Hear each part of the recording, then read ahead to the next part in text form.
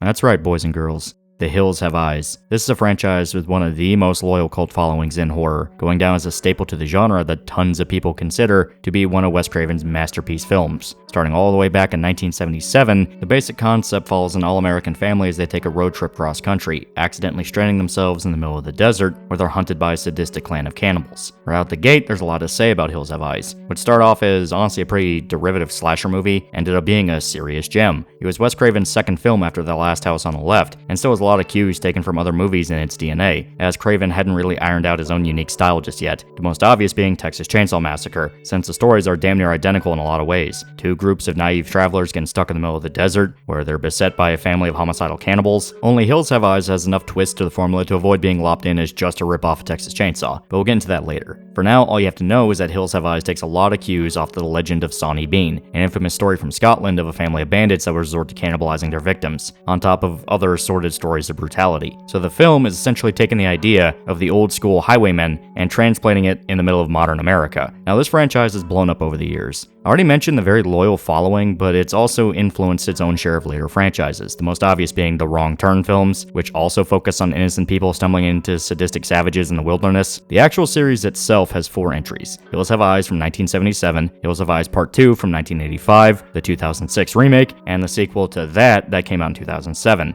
So 4 movies altogether. He also had a small comic series called Hills Have Eyes: The Beginning that came out to promote the remake movies, but they're not really worth mentioning. I just wanted to bring it up since they do exist, and to say this franchise is bipolar would be putting it very lightly. You had a downright legendary first movie, a sequel to that which is just sort of okay, a remake that had some pretty killer moments but was strangled down due to it not being its own thing and having to be a remake, and the fucking fever dream sequel to that. Hills Have Eyes is a weird series, one that honestly only gets weirder as time goes on. Now, as I've said repeatedly, I really liked the first movie. It's super fun, and it's a great slasher film to watch during Halloween, up there with John Carpenter's Halloween, Alien, Nightmare on Elm Street. You get the idea. This is a legacy film, one that aficionados of horror will lord over you if you haven't seen it. But I do think there's aspects of it that have snowballed in the zeitgeist to be larger than they really are, to the point that it's starting to warp people's perception of the series as a whole, and creating downright baffling takes that persist to this very day. Some building off shaky foundations that then get stacked on top by even shakier ideas, playing a game of telephone to the point that you can hear people talking about a completely different film if you look in the right circles. You see, there's a reason I keep describing Hills Have Eyes as a slasher film, because at the end of the day, that's what it is. It's a fun horror movie that plays with the concept of being trapped in a location under siege by relentless attackers. The characters have to wise up to the situation fast, or they'll be torn to pieces by this sickening clan of incestuous desert people. So, when there's takes like the normal family are actually the unsympathetic ones because they encroached on the bandit family's land, I sincerely have to ask, did you watch the fucking movie? In a way, are they not justified for their actions?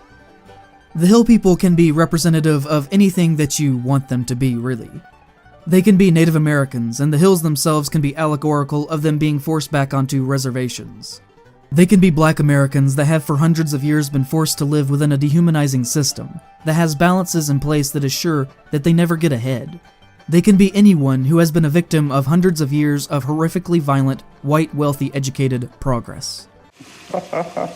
But before going any further, I'm going to put up a spoiler warning. This video is going to cover the whole series. If you have any interest in Hills of Eyes, sit down to watch the original and the remake. Don't worry about their sequels, you're better off being spoiled about them. So, Hills of Eyes follows two families, the Carter family and the Jupiter clan. The Carters are your typical all-American family, middle-class Randys enjoying a road trip now that the patriarch, homicide detective Bob, has retired. You have Ethel, Bob's wife, their children, Brenda, Bobby, and Lynn. Lynn is the oldest and married to Doug, and they have a newly born daughter named Katie. They also have their two German shepherds accompanying them, Beauty and Beast. The latter's name is fitting, as you'll see. Still, they're driving to Los Angeles and end up stopping off in Nevada for gas. There they meet the old man who runs the gas station, Fred, who insists to them stay on the main road. No shortcuts, just stick to the main road. They don't see the warning hidden in his words and end up getting lost. Along the way, they stumble into territory seized by the US military for the Air Force to use for bombing ranges, and they end up crashing. Now stranded in the middle of the desert, they slowly realize they're being watched by the vicious Jupiter family, a clan of cannibals surviving out in the desert by trapping and killing passerbys, robbing them of their belongings and eating the bodies. The head of the clan is the eponymous Jupiter, a downright demonic man who runs his family with an iron fist, commanding his sons to act as his soldiers, Mars, Mercury, and Pluto. His wife is the psychotic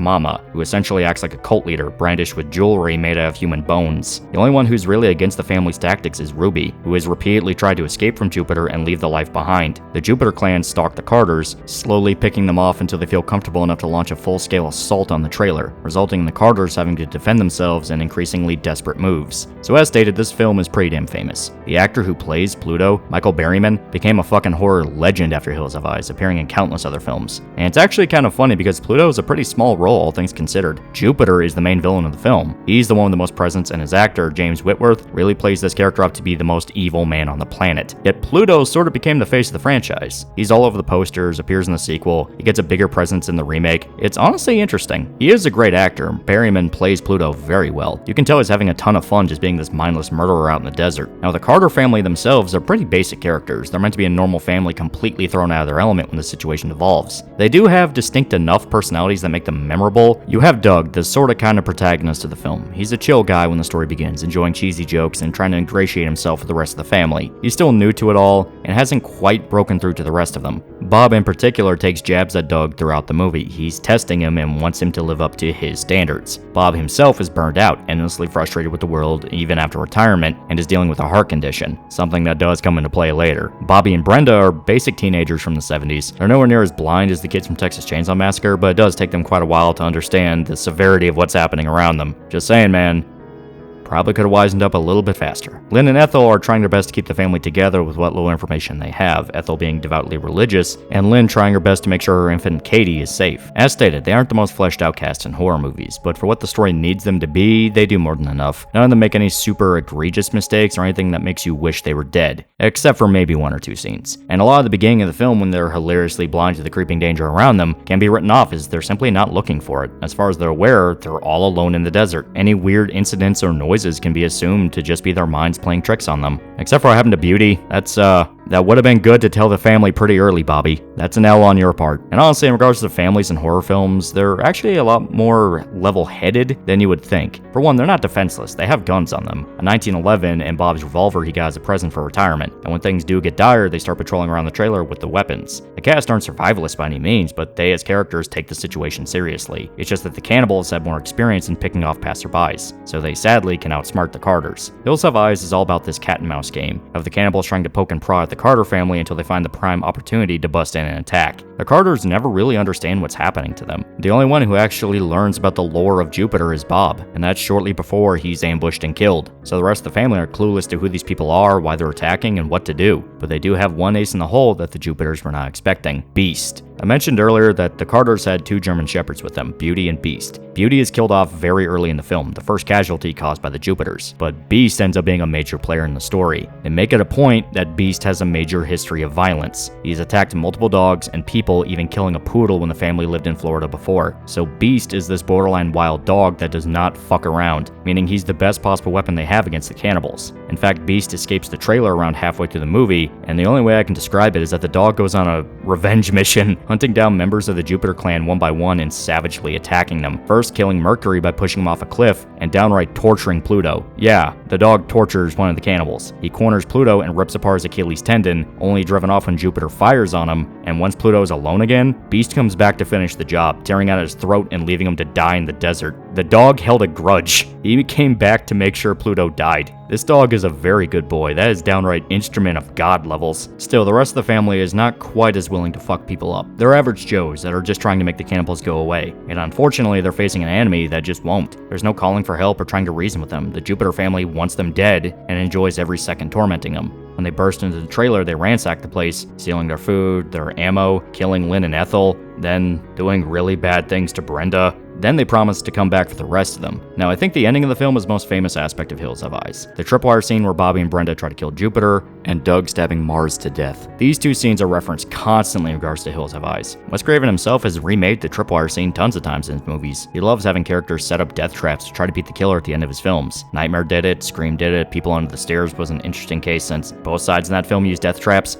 But still, I count it. Regardless, the tripwire scene is actually kind of dumb. This is a hot take, I know, but I actually think this sequence is way too convoluted for its own good. The idea is that Bobby and Brenda want to avoid direct confrontation with Jupiter as much as possible, so they use the corpse of Ethel as bait to trick him into stepping into a tripwire that would drag him through the desert. The assumption is that the dragging would either kill him or injure him enough to where he's disabled and no longer a threat. But of course, this tripwire snaps halfway through and Jupiter is still there. So then the next step is to lure him to the trailer so they can blow up the propane tanks inside of it, hopefully killing him for good. But of course he survives that, so despite the man being dragged through the sand and then fucking blown up, the guy could still get up and try to kill the other two, only going down for good when Brenda attacks him with an axe and then Bobby shoots him. Yeah, Bobby had a gun the whole time, by the way. It only had 2 bullets, but it's also a fucking 1911 Jammer 45, so just shoot him. I can promise you he would not get back up if he's hit with that. Hell, the only time Bobby does shoot him is after he survived everything else in the first place. Those last 2 bullets were their Hail Mary, when they probably should have been the starter. Hit him with the tripwire, Brenda can run the car, while Bobby gets close with a gun to shoot Jupiter while he's disoriented. That way you can kill him quick and don't have to sacrifice your trailer for it. The thing keeping you shelter in the middle of the fucking desert. It's goofy, not one of the best parts of the movie, I fully admit. And it's something we're going to talk about later, but this actually revolves around a problem I have with a lot of the discussion around Hills Have Eyes. Just know it's going to be spicy. Well, the other side of the movie is leagues better. When Doug leaves to save Katie after she's taken by the Jupiters. There we see Ruby fully betray her family, stealing away Katie and making a run for it, where she runs into Doug and the two try to escape. Unfortunately cornered by Mars, who almost kills them both. Doug is able to turn the tables and savagely stabs him to death, ending the film as Ruby cries in horror. This is what people reference all the time in regards to the theme of the film, of savagery. Normal people becoming as bad as the killers to survive. I'm not going to spoil my thoughts just yet, but I disagree. There's a serious philosophical disagreement I have with this idea, but we'll talk about that later. Hills Have Eyes 1, regardless, is a great movie. It's super fun to watch, even if it can be pretty slow going in the beginning. It helps that none of these movies are particularly that long. At most, they're up to like 96 minutes. Very quick and to the point horror films. Still, the pacing can drag. I mean, that's just how it is. I will say right out the gate, this is nowhere near Craven's smartest movie. That's stuff like Scream or People Under the Stairs. Hills Have Eyes themes really are not as fleshed out as later discussion around them would have you believe, and that's especially true of the sequels. Hills Have Eyes 2 came out over 8 years after the original, in 1985. It follows both Bobby and Ruby after they've escaped the Jupiter family, now married and running a motorbike company together. Bobby's still traumatized by the events of the previous film, while Ruby is somewhat able to move past it. The main thing causing friction is the announcement of a new motocross event that's taking place in the same desert where Bobby lost his family, a place he really would prefer not going to, for obvious reasons. Still, the business opportunity is too good to pass up, so Ruby reluctantly goes to set up the event with their team, the Hillside Fodder.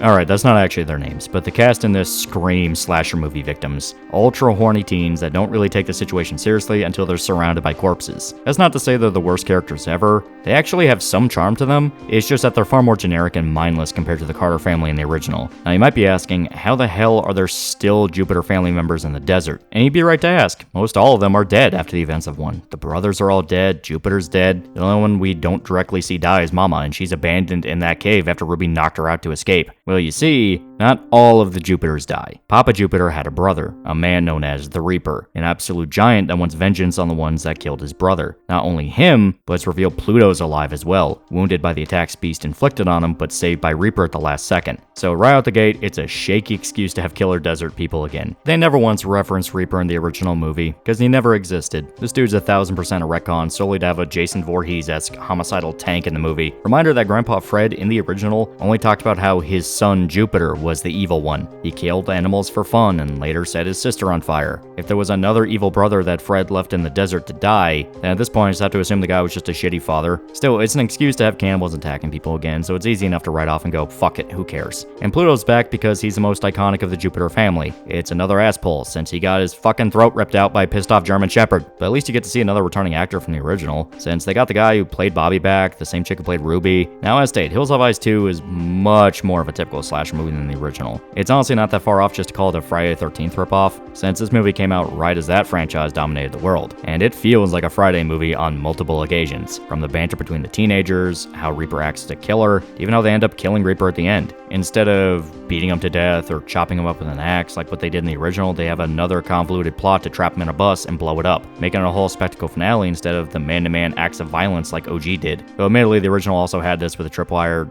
estate. That's as cool as that scene is, it was also pretty dumb. I can't say I hate Hills Have Eyes 2, it's decent enough fun for a slasher movie, and the bar for how bad those could get is insanely low. You can tell it was created by a guy who knows how to make a movie. The problem is you can also tell this was a paycheck job on every single level. Large chunks of the beginning is just dedicated to filler sequences where they show you scenes of the original film again. It's actual filler to eat up runtime. Also, the idea of Reaper being this secret hidden brother purely to tie things back to the Jupiter family feels very half thought out. Reaper never has any personality or anything that makes him distinct. The family in the original had personality. They took jabs at each other and there was a clear pecking order among them. Jupiter was the boss, Mars was second in command, Mercury was lookout, Pluto was at the bottom of the ladder. The Jupiter clan were actual characters, not just the stunk guy who went around whacking dumbass teenagers. Reaper feels like the latter. It really feels like Pluto being brought back was solely to get any kind of personality back for the villains, since he's the one that actually talks with the survivor characters. You even have a scene where he confronts Ruby again after all those years, and her first thought was to threaten him with Beast again. Yeah, Beast came along for the trip, and he's quick to go back to his old ways, even killing Pluto the same way he killed Mercury, chucking him off a cliff. I don't care what anyone says, my headcanon is Beast did this on purpose, so Pluto can die the same way as his brother. This dog can hate. Also, you can see the dog trainer in the background when Beast pushes Pluto. Regardless, everybody except the blind chick, her boyfriend, and Beast die. Yeah, Ruby gets killed off. I honestly kind of missed that happen the first time. I watched it and was confused why Ruby wasn't there with them, but nah, she dies, which kind of feels like a massive fuck you to Bobby, but I really can't muster any motivation to get heated about it. Wes Craven probably didn't give a shit either. Everything about this film feels like it was just kind of made for the money. From it being a glorified Friday knockoff to the sudden ass pulls that do not feel like there was any thought put into them, everything about it just feels cheap. It was shot for less than $1 million, and apparently that did impact production. It's very possible they were using so much filler footage because that's literally all they could afford to do. So, yeah. I mean, hell, Bobby vanishes from the movie after the intro and we just follow Ruby. I mean, she's a decent enough character, but can't say she's amazing by any means. Craven already had a much better protagonist with Nancy from Nightmare on Elm Street.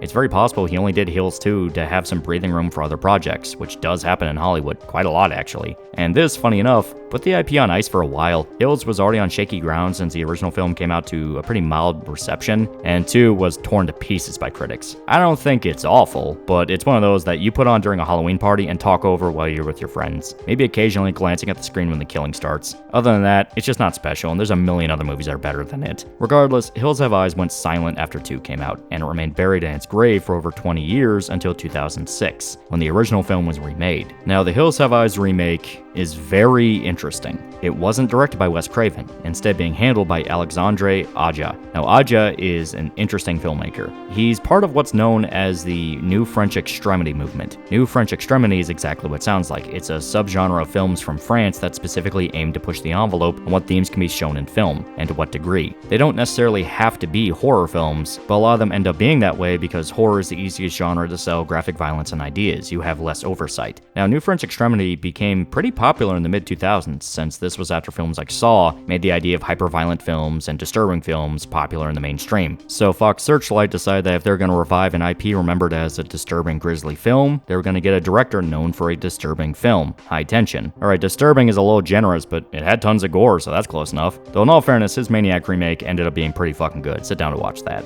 And that's probably the best way to describe the remake of Hills Have Eyes. It's basically the same movie again, but with shitloads more gore. The violence is kicked up to 11. You have the exact same setup as before. The Carter family is on vacation, driving through Nevada. They get lost in the desert, crash their car, then realize they're being stalked by murderous cannibals. Except there's some twist to the formula here. For one, this film has very blatant and very blunt, in-your-face political commentary. Now, people swear up and down the original also had political messaging in it, but personally, there was nothing that could actually be seen as impacting the film at all. You have very half-hearted references to the military, and maybe you can glean some hints towards radiation exposure, but the original never really references anything like that. It's more of just a straight-up survival story. It's about characters figuring out the situation and trying not to die. Any political messaging you see in Hills Have Eyes is due to viewing certain images and ideas as political in nature. And even then, I'd say it was pretty overblown. The remake, however, is very blunt about pretty much everything. It makes the political themes clear from the get-go, being about the effects of atomic testing and how it impacted nearby communities with nuclear fallout. The entire intro shows a cleanup crew with Geiger counters exploring the desert when they get attacked by one of the mutants. And yes, they are very blatantly mutants, deformed and horrifying. Then the montage afterwards is showing stock footage of the Bikini Atoll tests. It's very clear what they're going for. You also have a motif of American flags popping up through the film. Bob makes fun of Doug for being a Democrat that hates guns, and this ties into a theme of masculinity that persists in the film, that Doug isn't enough of a man to protect his family from the mutants. Bobby even outright refers to him as a pussy after the trailer attack. There's sort of a dark irony that a character like Bob, who represents old school type macho America,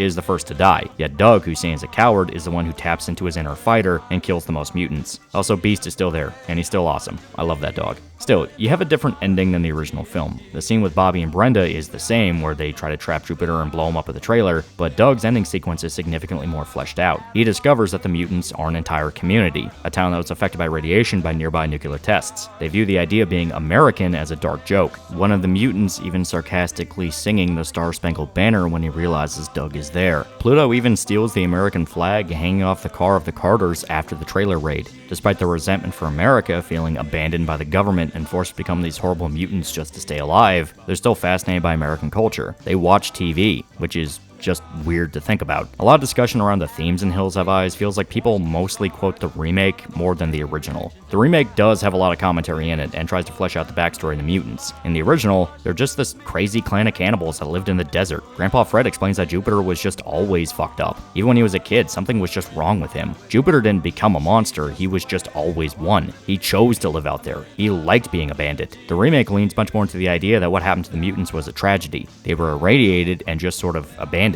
Out of nowhere, their town was destroyed and they were forced to fend for themselves. It absolutely does not excuse what they've done, and the movie makes it clear repeatedly these people deserve to die. Some of them are just full-blown feral. Jupiter himself is basically like a zombie, just eating people raw and not saying a single word through the whole movie. Yeah, he's nowhere near as much of a character as the original Jupiter was. Same with Ruby. Ruby in the remake is just a deformed little girl that never says anything. You don't get that same arc with her as in the OG. It sucks, because I like OG Jupiter and Ruby. Both had so much of a presence, and they were a highlight of the original, but you get the point. It's hinting that at one point the mutants were human beings. They can still talk. They have their hobbies and things that humanize them. It's just they're filled with so much rage over what happened, they take it out on any random person they see, even laughing when Doug pleads for them not to kill him.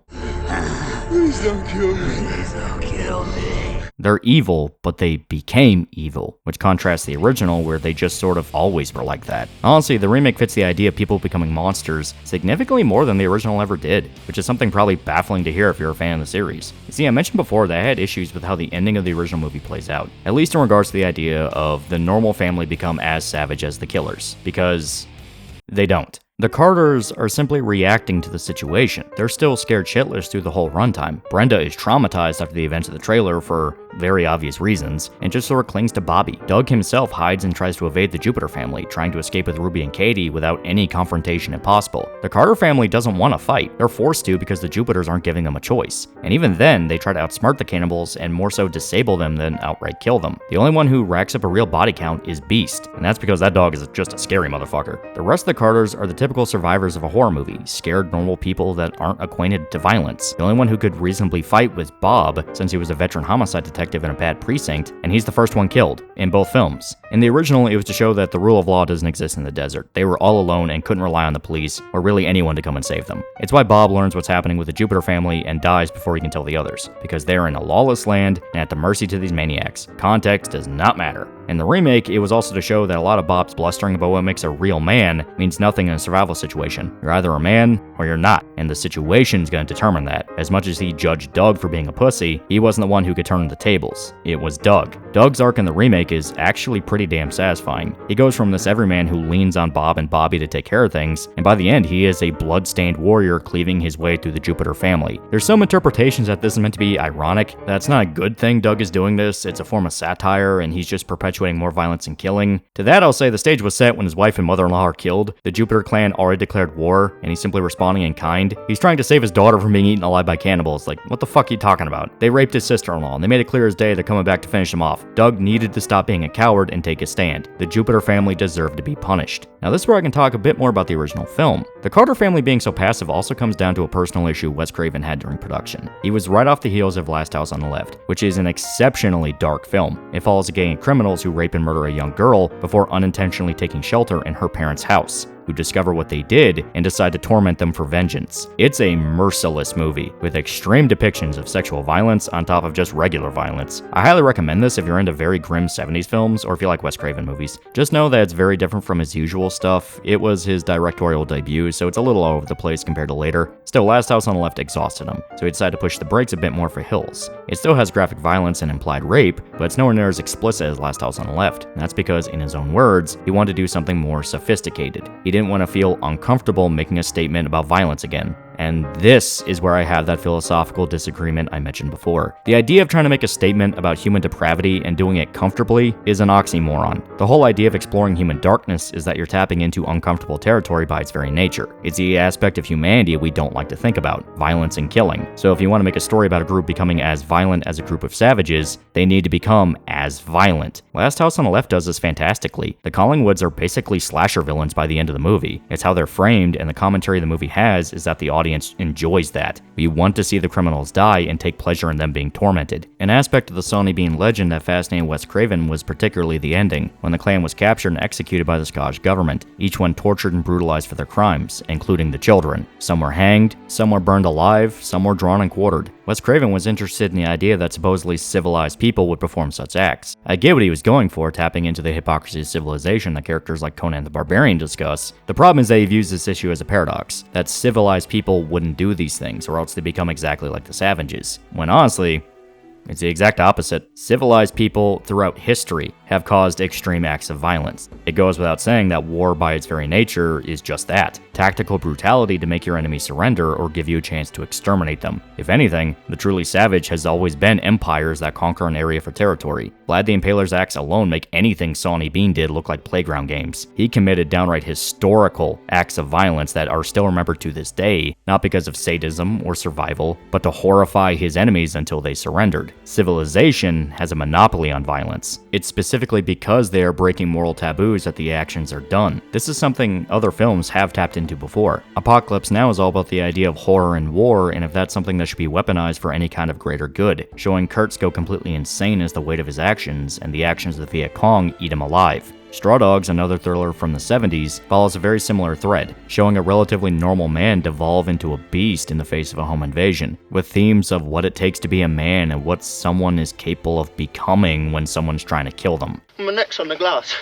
Good. I hope you slit your throat. One of my favorite films ever made, Deliverance, has major themes of civilization and human depravity, following a group of businessmen from Atlanta on a canoe trip when they're attacked by a duo of psychotic hillbillies in the woods. And honestly, if I was going to recommend a film about humans becoming monsters, this is one of the films I'm 100% suggesting. It's straight up a masterpiece, and it has a lot of themes under the surface that hint towards what I'm talking about. I'll eventually talk about it in full as its own dedicated video, but here's the chunks I'm willing to spoil now to relate to Hills Have Eyes. For the love of God, watch Deliverance before going any further. These are major spoilers for that movie. Around halfway through the film, two of the protagonists, Bobby and Ed, run into two mountain men in the woods. At first, they try to ask the men for directions, but Bobby accidentally enrages them, causing the two to hold them both at gunpoint and Ed is forced to watch as Bobby squeals like a pig. When it looks like Ed is about to suffer the same fate, Lewis saves them, killing one of the mountain men with his bow. The ensuing aftermath leads into the themes of savagery I brought up earlier, since now, the men are murderers. The mountain man deserved to die, none of the men argue against that, but the other one escaped, and now they have to deal with a dead body on their hands. They debate back and forth on what to do. Drew wants to go to the police and tell them what happened, that it was self-defense and they were trying to save their friends, but Lewis knows better. They were in the middle of backwoods Georgia. Everyone knew each other there, and they were outsider city boys from Atlanta. If they went to the police, they would have a trial by jury of their peers, of the mountain man's peers. His friends could be on the jury, or even his family, and it would mean telling the whole world about what happened to Bobby, which he does not want to do. So they decide to cover up the murder, bury the mountain man in the woods, and then find the other one. This is an incredible sequence, since if we're discussing the idea of human depravity, then there you go.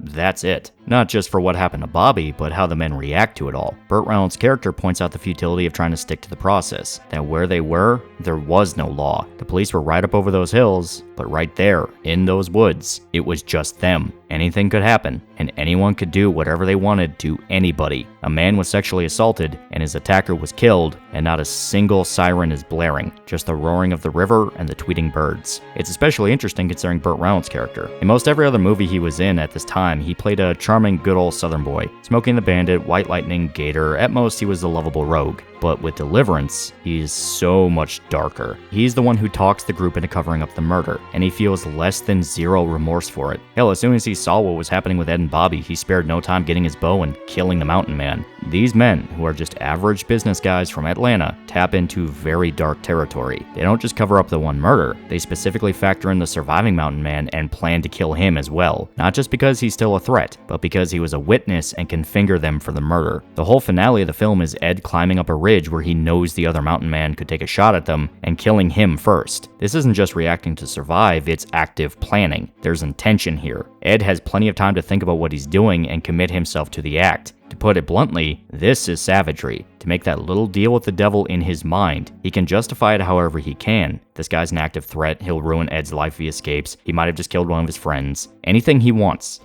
But at the end of the day, he's climbing that ridge knowing he's going up there to kill a man. And he's killing a man so he doesn't go to prison, to cover up a crime, not just survival. Maybe it's just a personal thing, but this is leagues more in line with human savagery than Hills Have Eyes. Savagery isn't just mindless violence. If anything, the most savage acts in history have leagues of planning go into them. Massacres, invasions, genocides, they're thought out and planned. The people committing them are aware that's savage behavior. That's the point. The cruelty is the point. Hills Have Eyes from a social commentary angle is decent enough surface level commentary. Hey, the family of cannibals kind of mirrors the normal family, that's neat. But for something that wants to talk about depravity, it's borderline toothless. There's never a scene where the Carter family goes too far or does anything that makes you go, whoa, that's fucked. Even the remake keeps it solely in the realm of Doug just trying to save his daughter. Nobody will argue that Doug really did anything wrong butchering the mutants. He's doing it for a heroic reason. It's framed as him finally standing up for himself. It's surface level savagery. Once again, showing characters do violent things and thinking that's where it ends, it's not that at all. That's not human depravity. Neither film ever really dips into the mind of savagery, of how someone can tap into the mindset and truly devolve into a monster. Obligatory I saw the devil recommendation here. That film taps into hatred to degrees that I really still have not seen replicated since. Still, I like Hills Have Eyes. Don't think I'm shit-talking either film here. I dig the remake as a fun splatter film, and the original was just cozy 70s horror kino. It's just for something hailed as a work of social commentary, all I can think is there's just films that did it better, more in depth or with less hesitation. It's a good introduction into the idea, but I can't say the social themes are really as strong as what others would have you believe. And no, the mutants are not metaphors for Native Americans. That's fucking stupid. Now let's get the last step out of the way real quick. Hills Have Eyes 2 from 2007. Yeah, this movie sucks. It's a cheap cash-in made to bank off hype of the first remake movie now that the franchise was alive again. The thing is, it has ideas I truly like and think work great from this concept. For one, it follows a group of National Guard soldiers who run into the remnants of the Jupiter family. It's explained how there's still a bunch of them in a comic line, but I disregard that since it kills off Doug and Beast and fuck that. Plus, the sequel doesn't deserve the build-up. Still, the idea is that there's a military facility hidden in the mountains that's under siege from the mutants, and it's discovered that the Jupiter clan is kidnapping women to forcibly breed a new generation of creatures. Right out from the get-go, Hills Have Eyes 2 sheds any form of subtlety that the first remake pretended to have. The movie opens up on a chick forced to give birth to a mutant. and is then murdered. It's grisly and tells you right away this is a fucked up movie. I am on board with this. Having a group of soldiers fight against this increasingly monstrous race of mutants sounds hype. The problem is that it quickly shows that this is a very stupid film. Don't go in expecting Generation Kill meets The Descent. The soldiers in this are brain dead stupid. Half the time they get each other killed more than the mutants. And there's multiple points where the slightest adherence to reality would have ended the story early. For one, the idea of a top secret facility going dead silent is already pretty serious stretch to buy. And then that the military would send in a single unit of National Guard, like maybe 10 people at best, and they're explicitly established as the fuck-ups who barely qualified, yeah, pushes this into overdrive. Nobody talks to each other on their radios. They try to lampshade that with interference from the hills, but I'm talking about like their one-to-one radios where them as a unit have their radios and can talk to each other. That should not be interfered with. Trying to get it outside the hills, you'll have problems, but, man-to-man, that should not be a fucking problem. They also constantly let themselves get ambushed. The movie's just fucking dumb. Every single scene, there's something that makes you go, that's stupid, that's stupid, that's stupid. And I don't need horror movies to be the smartest thing on the planet, but I should not be constantly saying, that's stupid, through the whole thing. And it sucks because I truly like the concept. As stated, the Remake Hills movie did actually tap into the idea of human savagery in a way that felt somewhat natural and fitting. It was still very Hollywoodized and heroic, but at least it was doubling down on that, and a sequel could have even taken it further in a pretty awesome way. Soldiers, by their very nature, are trained to be violent killers, to learn how to react in a life and death situation, and to not hesitate when it comes time to kill. So having this group of essentially refined savages go up against a group of mindless savages could have been awesome, but it has zero intention on sticking to this idea. It quickly devolves into a by-the-numbers horror film. I was just sort of bored with 80s Hills Have Eyes 2. The 2007 one just made me annoyed. I flat out didn't really like it. I only recommend this to somebody who is absolutely in love with this series and needs to see every single film. Even then, I'm not saying you're gonna like it. It looks cheap, the acting is not good, and the only parts that really are memorable is when it goes for full shock value, which is ballsy, sure, but that doesn't make it good. And all it makes me think is what they could have done if they actually put more effort in. It's just not fun. And that sucks, especially since the original concept would have been that Brenda comes back from the first movie as part of the National Guard unit. The original idea was substantially different, actually. The idea is that the unit would be sent into the desert specifically to hunt and kill the mutants, and Brenda is brought on since she knew where the family was located. Admittedly, it sounds just like a ripoff of Aliens. I mean, that's literally the concept of Aliens. But the idea of the mutants being on the back foot could have worked, but the actress who played Brenda was busy working on Lost at the time, so they rewrote everything, and just made it this absolute nothing movie. Also, to get out of the way, Wes Craven wrote the sequel. I'm actually going to talk about this in a little bit. Still, that's the Hills Have Eyes series as a whole. This ended up being a bigger rabbit hole than expected, but it was cool to sit down and finally talk about this. It's been on the list for a while, and hopefully you guys will sit down and give this a chance. At the very least, I can say I like the original movie and the remake. In regards to the political commentary, I can't really say it matters all that much. If you absolutely need Hills Have Eyes to sound smarter than typical horror movie, you can, but end of the day, people just want to watch cannibals in the desert. All people see are savages that want to eat a baby and kill a bunch of people. They're not seeing the cannibals as metaphors for the oppressed Native Americans getting revenge on white settlers. They see cannibals in the desert. You can't convince people that victims attacked by violent criminals are actually the aggressor because of some systemic issue they're not even aware of. It's fart-huffing pretentiousness, to focus too much on ideas and themes instead of literal actions. And it's especially funny because there's films out there that explore these exact themes and ideas in a much more blatant fashion, making it the whole point of the story. Hills Have Eyes feels like a case of the zeitgeist insisting one thing while the film says another. Maybe Wes Craven did intend for there to be some super secret message in Hills Have Eyes, but the moment-to-moment movie just isn't about that. It's a slasher flick, a fun one, but a slasher flick nonetheless. And let's not pretend Wes Craven was some genius avant-garde filmmaker who include all these layers in every single movie. He had his share of stinkers. Pulse, Hills Have Eyes 2, both of them, My Soul to Take, so on and so forth. Deadly Friend was also kinda sorta not his fault, but at the same time, the movie just sucks. The guy was not perfect. Not by any means. He has downright legendary films, and films are better left unrecommended. Shocker is kinda cool though. Still, this is just how I see the franchise. Hills Have Eyes has some really killer aspects to it, and it feels like the discourse around it comes down to, dare I say it, insecurity? You can't just enjoy a movie about crazy people, it has to mean something. Listen, when Wes Craven wanted to put commentary in his films, he fucking put commentary in his films. Hills Have Eyes just doesn't feel that way. And the fact it led to a dude becoming so media literate that he tried to say the rapist cannibals that wanted to eat a baby were actually the rage of the civil rights movement, yeah, let's chill out on looking for political messaging and everything. It's just gonna make everyone look silly. Regardless, that's all I have to say about Hills Have Eyes. It's a roller coaster for sure. here, between great movies, a forgettable one, and one of the dumbest mainstream horror movies out there. It followed the trajectory a lot of franchises did, so it's just how it is. Still, you want to know the biggest tragedy behind Hills Have Eyes? The fact the family didn't use the referral link down below for 10% off your order of gamer subs. Use the code TALL at checkout. Use the code. Use the code. Use the code or your baby dies. Use the fucking code. Yeah, I got a sponsor. They're pretty cool. They got energy drink supplements, waifu cups, mouse pads, tons of cool stuff. Still, that's all I gotta say. Until next time, please remember to like, comment, and subscribe. See you guys.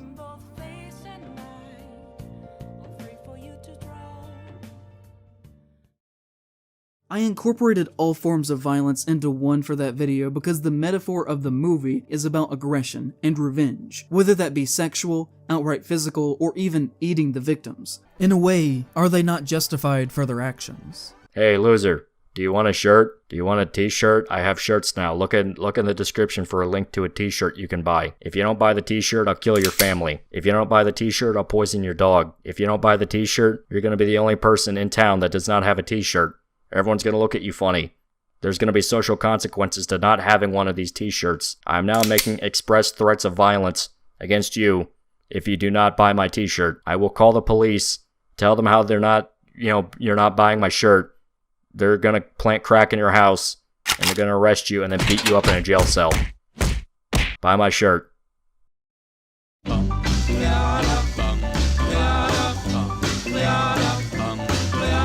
Got a doll baby, I love her so.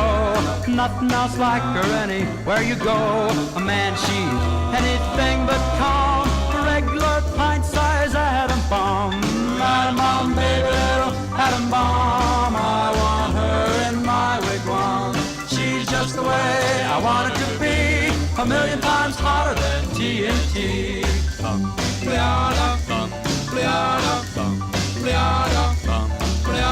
Atom bomb baby, loaded with power, radioactive as a TV tower, a nuclear fission in her soul, loves with electronic control.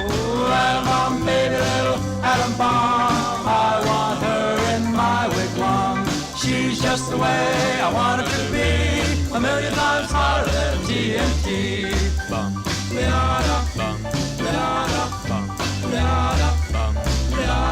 Atom bomb baby, boy she can start one of those chain reactions in my heart. A big explosion, big and loud, mushrooms me right up on a cloud. Atom bomb baby, little atom bomb, I want her in my wigwam. She's just the way I want her to be, a million times hotter than TNT.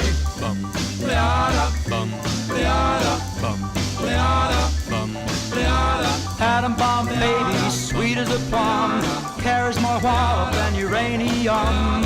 When she kisses, there's no hitch, zero power, she turns on the switch. Atom bomb baby, little atom bomb, I want her in my wigwam.